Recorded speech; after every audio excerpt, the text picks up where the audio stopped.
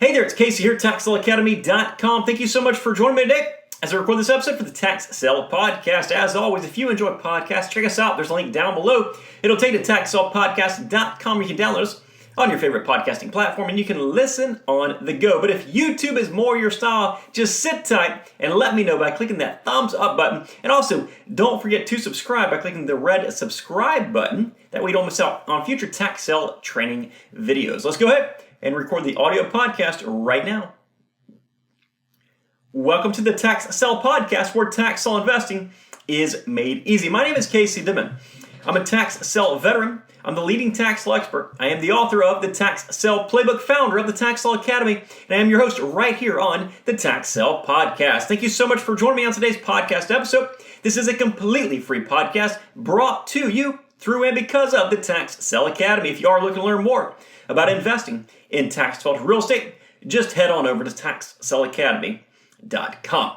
All right, today we're going to be discussing one of my favorite topics, OTC, or over-the-counter investing. Specifically, we'll talk about a few of the reasons that I like it personally, as well as some of the reasons that I like it for some of my Academy members as well.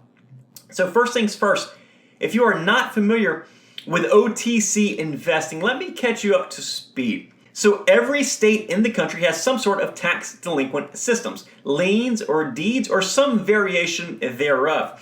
So you have a property owner who has failed to pay their property taxes on time. The property will go to a tax sale. But instead of selling the property at that tax sale, it goes unsold. In other words, nobody bids on it. There could be a number of different reasons that nobody bids on the property, right? Not what they're looking for, the opening bid is much too high, a bad property, and many other reasons. Now, what happens in this situation is you have a property that nobody has purchased, and now, in most situations, it'll sit under the ownership of the county.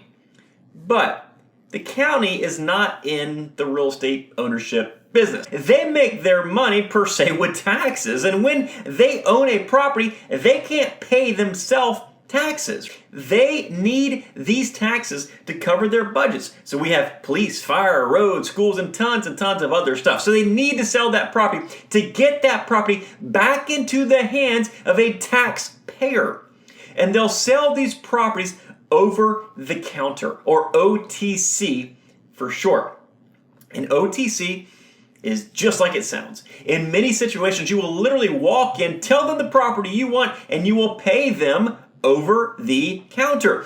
There won't be an auction format or anything like that, and you'll know your price going into it. In some situations, the price will be the amount of the opening bid that they failed to get, which is usually the back due taxes, interest, and fees that were owed. Sometimes they will decrease that amount over time. There might be a situation where it drops, say, every 6 months or every year. Or it could be a situation where we just submit an offer to them and see if they accept it. Simply put, you have a list of county-owned properties on the OTC list. You choose the one that you want, you walk in, and you buy it. Pretty easy process. Now, before I continue, I want you to know that I absolutely love all tax sale processes. It just depends on your specific investment objectives, right? And truthfully, I have no favorites on the purchase method or strategy. Tax liens, tax deeds, auctions, OTC, just different approaches to the end goal of making money through this business. So don't think this is the only way to succeed in the tax sale business. It is not. I'm just putting that out there because somebody's going to say, you told me to only invest in OTC properties. No, absolutely not. I'm just going over the benefits of OTC investing and why I do tend to like it, okay? So let's go over a few of these reasons why I enjoy OTC sales. The first one is there's a set price. At tax sale auctions, it is literally an auction. The price is set dependent on the amount of competition. There are two people who want to purchase a property. That property will sell to the person willing to pay the most amount of money for that property. Now, obviously, there are plenty of ways around the competition. There are plenty of properties where there are no competition whatsoever, but the price always remains a mystery until that property is sold. With OTC investing, the price is set.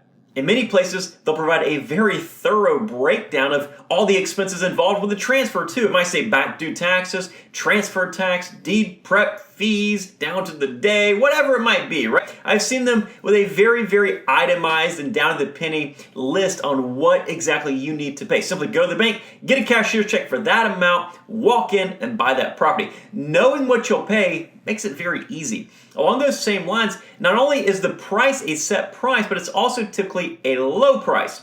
You won't need to worry about the competition bidding that price up on you.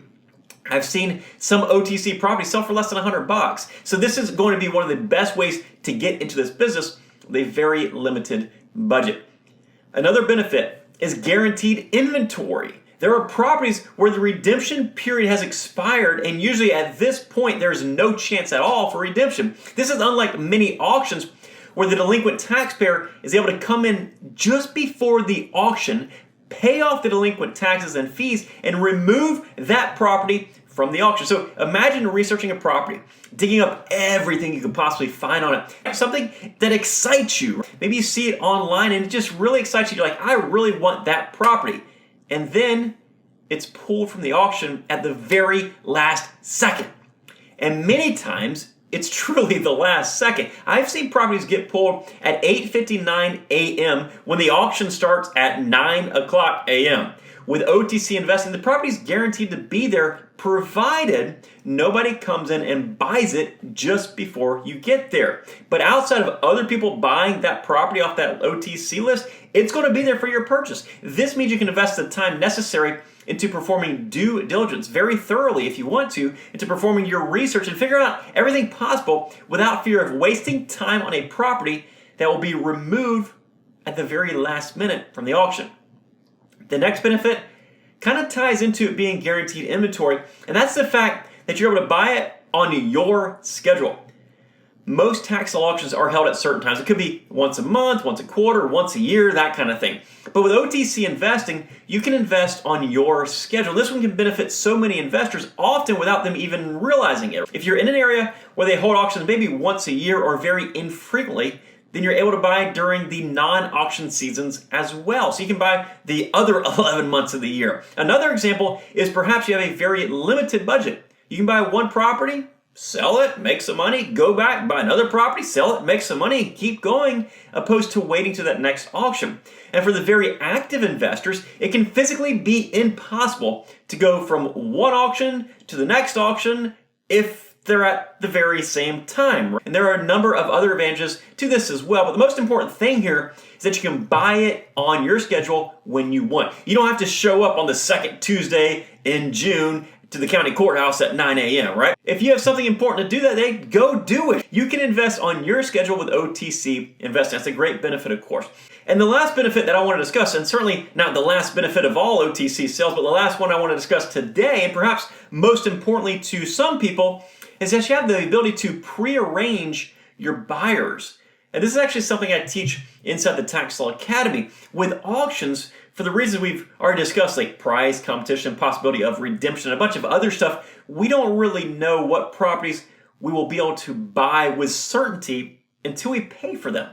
All of that stuff is going to be out of our control. So you see, with OTC investing, we know what we're buying, and we know the price that we're buying it at ahead of time.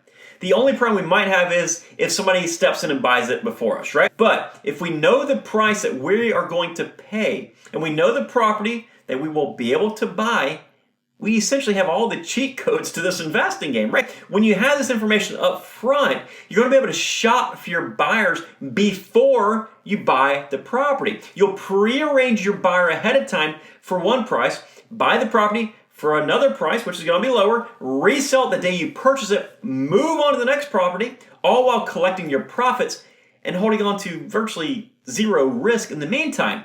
Obviously, there's a lot of strategy involved here, but it's certainly an incredible way to leverage OTC properties into some very, very quick and very easy success. So as you can see, OTC investing has quite a few benefits that come along with it, and the ones that we discussed today are just a few of them. Now, there are some drawbacks, such as a higher percentage of worthless properties to filter out, but with the right strategies, OTC investing is an incredible way to make money in this business. It's also a way to bridge your income from one auction season to the next auction season, or to start immediately in the tax sale business, even if there's no currently scheduled auctions in your areas. For many years now, I've been going from OTC list to OTC list across the country, picking out the best properties for me and essentially making money on demand. And again, I do this, I use the OTC process in conjunction with every other type of tax sale investing strategy that is out there. So I kind of combine all of them, and I take the best parts from each one and I use them and I leverage them to my benefit. So the next time you see an OTC list, do your research and figure out how you can profit from those properties.